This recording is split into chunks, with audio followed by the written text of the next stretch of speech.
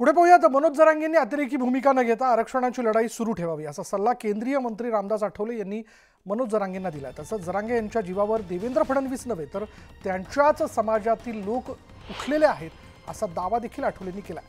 जरांगेंना सरकारवर टीका करण्याचा अधिकार आहे, पण राज्य सरकारने विशेष अधिवेशन बोलावून जे 10% आरक्षण दिले ते कोर्टात टीकेपर्यंत जरांगेंनी शांत राहायला हवं असा सल्ला देखील रामदास आठवलेंनी दिला.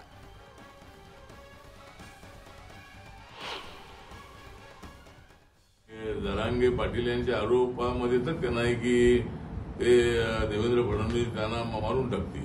देवेंद्र फडणवीस यांनी प्लॅन केलेला आहे.